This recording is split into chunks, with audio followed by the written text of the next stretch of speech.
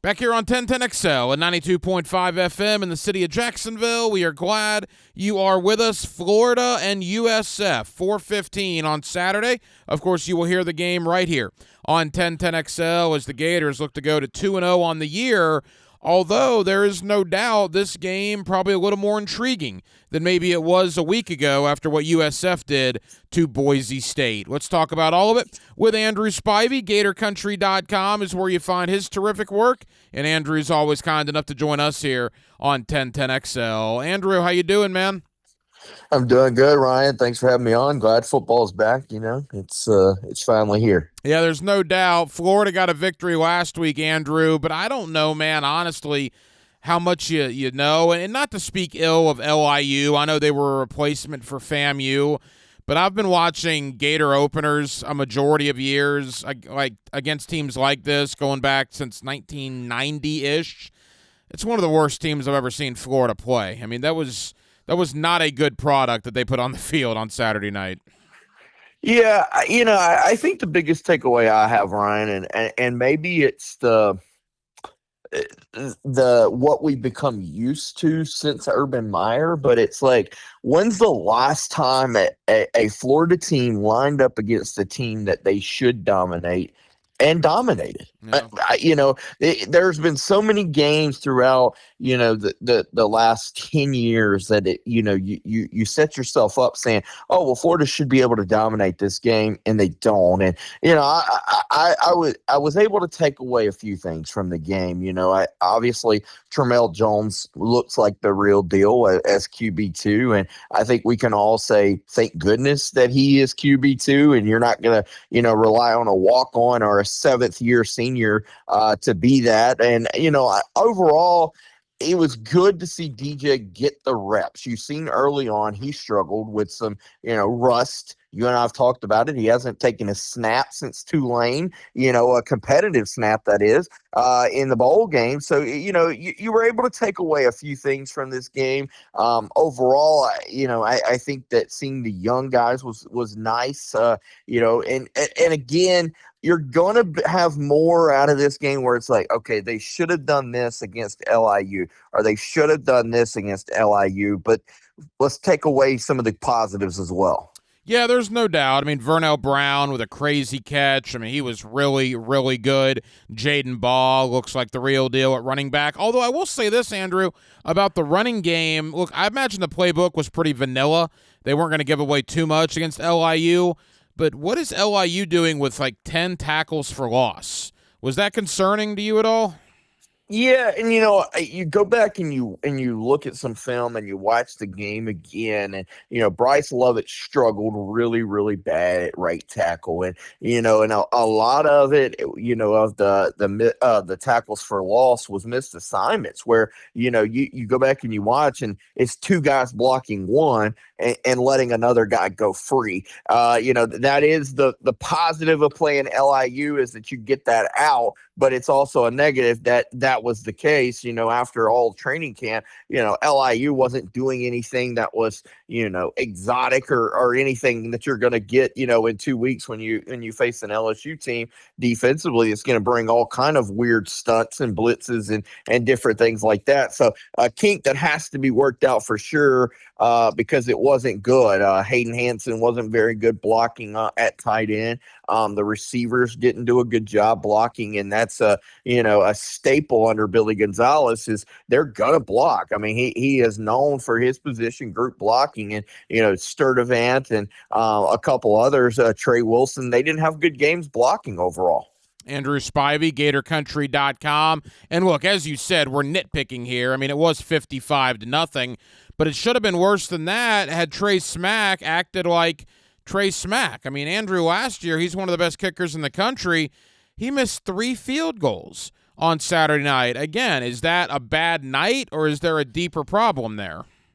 Yeah, I mean, that's how many he missed all of last year. 3. I mean, it was, he was it almost looked like 2 years ago, Trey Smack, that was the inconsistent guy, not last year, who was pretty much money. And, you want to say Okay, well, maybe it was the first game nerves, whatever. That's what you want to hope for because everything we've been told is he's still been really, really good in fall camp and everything else. And you see the leg strength is there. I mean, there's different people saying he hit up to 68 in practice at times in the indoor this fall. And so I'm gonna believe and shake it off that it was just first game and that Trey is still Trey of last year, who's pretty consistent. Obviously, that can't happen going forward because Florida needs that, and he's a weapon. I mean, when you're a guy that consistently can make it from 55 plus, that's a weapon, and Florida really needs to be able to count on that going forward into SEC play. Andrew, I don't know what your thought is, but I've heard from a bunch of my Gator buddies, and it's really the same thought I've had as well. Every time Lagway gets hit, or heaven forbid gets hit and goes to the ground, you kind of hold your breath, right? Now, the Trammel Jones, the emergence there of the Mandarin quarterback as a true freshman over there in Gainesville, I guess that helps a little bit. But I hate the feeling that a fan base has that literally every time your quarterback runs or goes down or whatever, you kind of hold your breath for a second to make sure that he's going to get up. Yeah, I mean, that's definitely something, that unfortunately, I don't know that you're going to get away from with DJ. It kind of follows the Anthony Richardson, train a little bit of, every time they get hit, it's like, okay, are they going to get up and be okay? Or, is it an injury? And, I don't know that there's an answer for it other than you hope that this, fall he can stay healthy.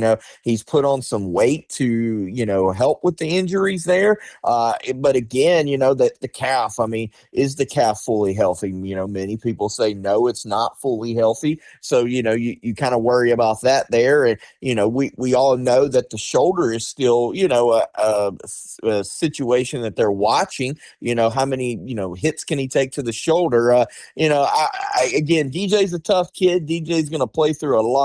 But I don't know that he's going to shake that until he can go a long period of time staying healthy. A couple of more for Andrew Spivey of GatorCountry.com. All right, the gauntlet begins against LSU. Then you go Miami, Texas, Texas A&M in a 5-week stretch. I'll be honest, I didn't think much of the USF game basically until last Thursday when all of a sudden you look at that game and USF has taken Boise State behind the woodshed. Now, I still think Florida is the overwhelming favorite. The look-ahead factor bothers me a little bit, knowing you have LSU last week. But because USF did what they did to Boise, if it got my attention, Andrew, it obviously got their attention as well. Yeah, for sure. And Billy does a good job of really getting the guys to focus, in particular on the in-state, programs and stuff. And so, I definitely don't think they were, ever going in this game lightly, but it definitely stepped up, And again, I don't know how much of USF is good or how much Boise's just not that good. I mean, when you really break it down, USF didn't have the greatest offensive drives, drive after drive. I mean, they had a few big plays that were chunk plays. They, had the special team play and everything else.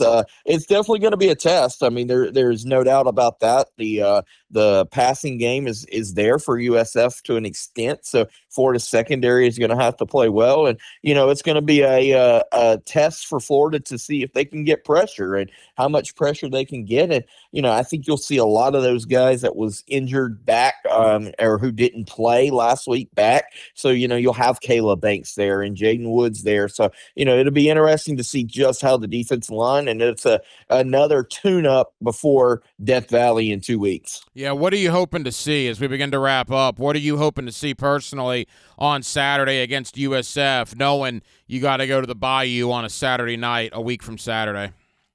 Yeah, I mean, I really want to see DJ, continue. I thought First two drives, DJ looked real rusty. And then I thought as the game progressed, he got a lot better. And I want to see that as well. I want to see that. And then the offensive line, shaking off those cobwebs of, having the missed blocks, the missed assignments there. You really need the running game to get going in this game, and you need the offensive line to, to be in the right mindset before they head to LSU, who's going to have a really good defensive line. And then defensively, I really want to see that defensive line continue to get after the quarterback. They did a really, really good job against LIU. Again, it's LIU, but they were getting a lot of pressure on the quarterback, and that was without Caleb Banks. And I think that's going to be a big thing for them. And with the secondary looking good, Devin Moore, those guys continue to look good. So getting pressure and then blocking up front, I would say, and that old saying of on Saturdays you win on the line of scrimmage. Let's see that line of scrimmage get a little bit better this week. Florida and USF Saturday at 4:15. Of course, you'll hear the game right here on 1010XL. Leading up to the game, we invite you to go to GatorCountry.com. Andrew, what do you guys have over there at Gator Country as USF comes in on Saturday? Yeah, man, we're getting some recruiting stuff up. As the season gets underway, recruits start coming. Florida's done a really good job in the recruiting rankings. Already have a good amount of their commits already in the class, but some targets coming on campus, and then previewing that USF game as it gets closer, and then obviously we'll be ready for that LSU game in Death Valley in 2 weeks. Andrew Spivey, GatorCountry.com. Andrew, I know it's busy times over there for you. Thank you for spending time with us. We certainly appreciate it, man. Absolutely, Ryan. Take care, buddy. Hacker here. Thank you guys so much for watching this video on the 1010XL Gator channel. Be sure and like, subscribe, and keep it locked right here on all the 1010XL YouTube channels on the 1010XL YouTube network.